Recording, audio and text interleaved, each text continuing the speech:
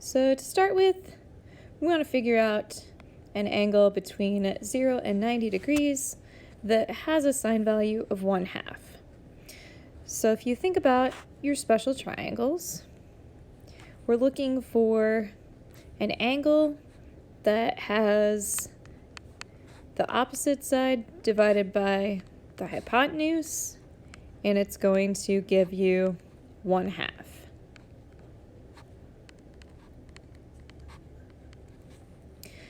So if you look at your special triangles, ones that have side lengths of 1 and 2 involved would be the sides in your 30, 60, 90 special triangle. So if you think about the angles in that 30, 60, 90 special triangle, if you go to like 30 degrees, 30 degrees has an opposite side of 1 and hypotenuse is 2. So 30 degrees would be an angle that has a sine value of 1/2.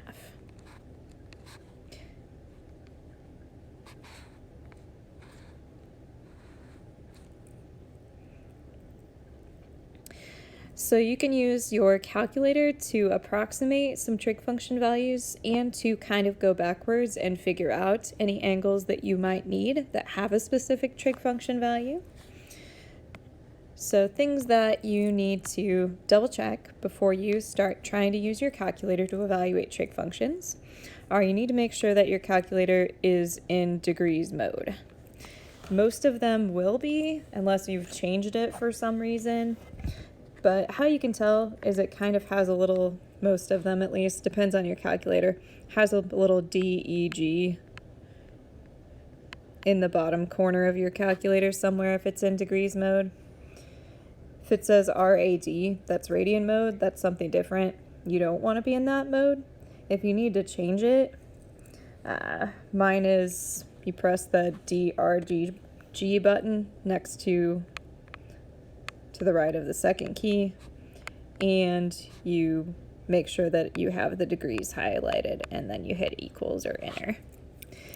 You'll find out real quick if your calculator is not in the right mode because you will not get the same thing as you would otherwise.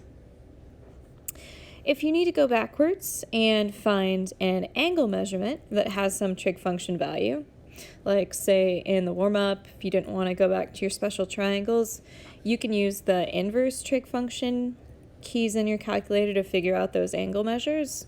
If you would have done like sine inverse or arc sine of 1/2, those inverse trig functions give you the angle that has that specific value. So if you do arc sine of 1/2 in your calculator, it should give you 30 degrees out for your result, because that tells you this angle has a sine value of 1/2. Most of the time when you use a calculator, you're going to be getting an approximation, not an exact value. So if you need an exact value for like cosine of 30 degrees and you want it to be like square root 3/2, you're going to have to go back to your special triangles and use them instead. But you can get approximations using your calculator. So let's just practice a few. Basically, you should just be able to plug these directly into your calculator. Just make sure that it comes out to what I get, and you'll know you're doing it right. So if you just type in tangent of 68 degrees, most of them will pop up a little parentheses, and then it's a good idea to close your parentheses. You don't have to put a degrees symbol on your 68 if your calculator's in degrees mode. If you actually type it in and hit equals, you should get approximately 2.475, which that's rounded a little bit. Should be approximately 2.475. If you want cosecant, there are no trig functions buttons on your calculator for the reciprocal trig functions like cosecant, secant, and cotangent. But what you can do is you know that cosecant of that angle would be the same thing as 1 over sine of that angle. Because if you had the sine value, you could just flip it to get your cosecant value.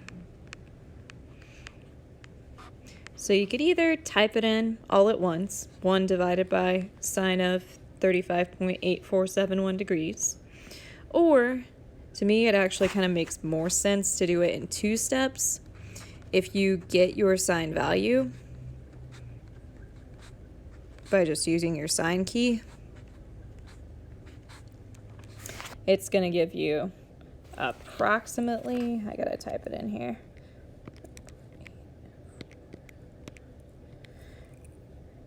it's going to give you approximately 0.5856, and it goes on for a while. And then typically to get cosecant, once you have your sine value, you just take its reciprocal, so you could just do 1 over it, or 1 over, best thing to do would be use your answer button, and that will give you your cosecant value. So if you do that, either all at once or in 2 steps, you should get approximately 1.708 for your cosecant value.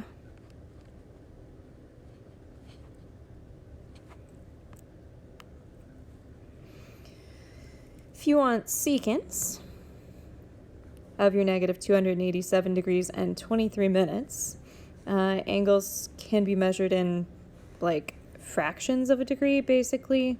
This 23 minutes is like 23 out of 60, 23/60ths of a full degree. You can use your calculator and just type it in. There's a symbol for it, so I'll tell you how to get to it. First off, this is secant, and that is not one of the trig functions that's on your calculator. So I would do cosine of negative 287, and then if you go to my button on my calculator, kind of second row, third button over, has like a degree and then like a minutes, and then this double is called a seconds button. So if you hit it and do degrees for your 287, and then it'll pop you back out, and if you type 23, then you hit that button and go over and do your seconds, and then close your parentheses. It should give you your value of cosine, which should be 23 minutes. Should be approximately 0.298. 0.2988 if I round it. And that's cosine, so if you want secant, you could do 1 divided by what you just got to flip it. Or you could type this all in at once as 1 over cosine of negative 287 degrees, 23 minutes.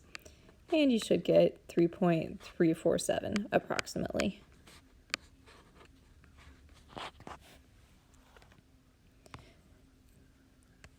Okay.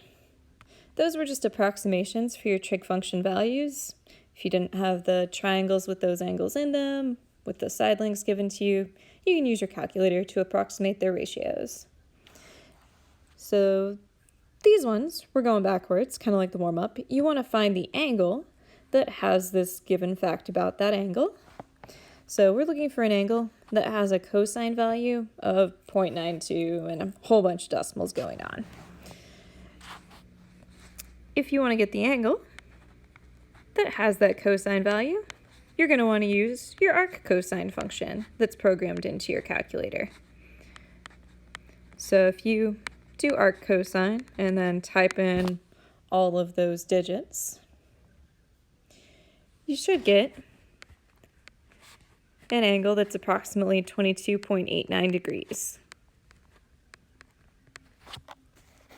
To get to the arc cosine function, a lot of calculators you have to hit second and then your cosine button, and then you can type in your cosine value. Should come out to be about that. Cotangents, kind of the same idea. You need an angle that has a tangent value of 1.44. If you want that angle, you'll have to do Can't do arc cotangent directly because it's not in your calculator's programmed functions. You have an arctangent button, but in order to use arctangent, first you need to change this to a tangent value, not a cotangent value. So if this is your cotangent value, let's change it back to tangent. Because if this is the same angle, that angle is going to have a tangent value of 1 over 0.14455474, because they're reciprocal, so you could just flip it. So if you actually do 1 over your tangent value,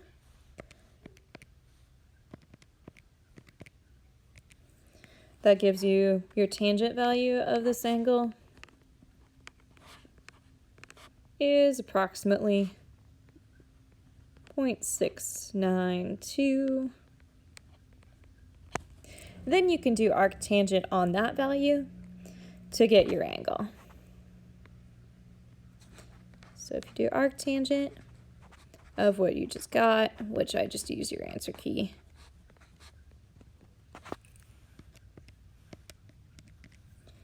you should get an angle that's measuring approximately 34.674 degrees, 675 degrees.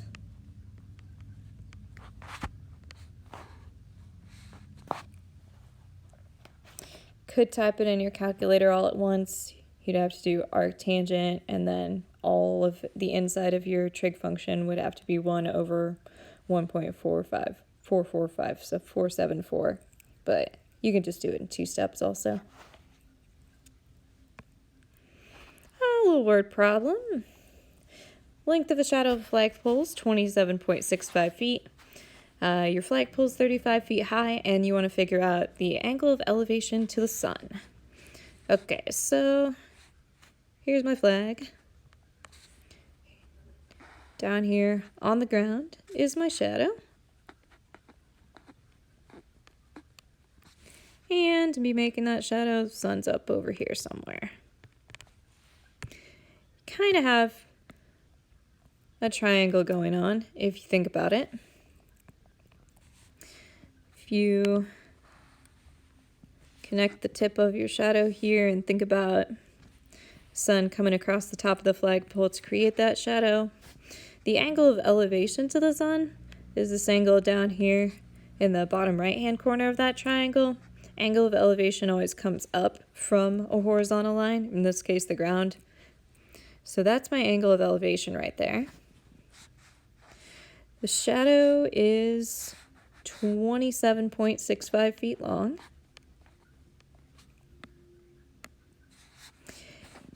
And the flagpole's 35 feet high. If you want to figure out that angle, think about, in relation to that angle, what sides you have. Your hypotenuse is up here. We don't have its length. We don't really need it. For this angle in the lower right, 35 is your opposite side, and the 27.65, your shadow, is your adjacent side. So trig function that relates the two sides we know to this angle would be tangent or cotangent, because it involves opposite and adjacent. But tangent's in your calculator, so let's use tangent. So you know that tangent of this mystery angle that we're looking for would be your opposite side length of 35 divided by the adjacent side length of 27.65. And then you want to work backwards to figure out your angle. So if you want to figure out that angle, you're going to have to do your arctangent or your inverse tangent function, which if you do inverse tangent of 35 over 27.65, try it here.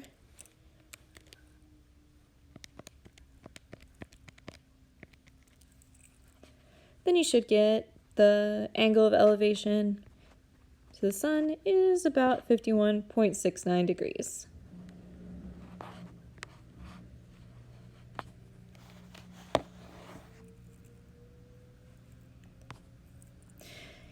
You can use your calculator to evaluate some expressions involving trig functions.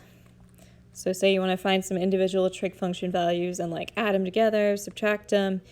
Your calculator can make that easier for you. This sine squared plus tangent squared is what this little 2 means in between. It's a little bit confusing if you write it as like sine of 62 squared. People think the angle squared instead, so they put the squared in the middle there. If you want to evaluate it in your calculator, you'll have to make sure that you close some parentheses so that your 62 degrees is inside your sine function, and then put your squared on the outside.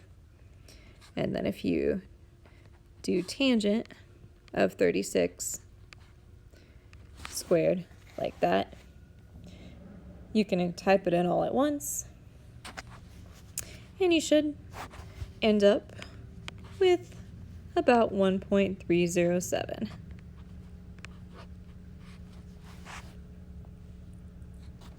I feel the need to write my degree symbols, even though you don't have to type them if you're in degrees mode. Okay.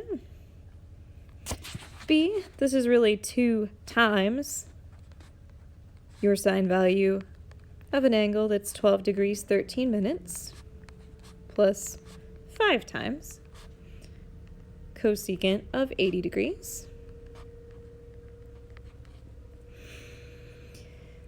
First part you can just directly type in. This, you can type it into your calculator exactly as it is. The second part, again, there's no cosecant button on your calculator, but you could instead use the fact that cosecant's 1 over your sine value and do 5 times 1 over sine of 80 degrees.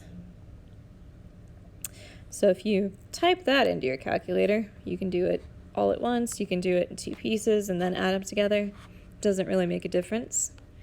You should get approximately 5.5.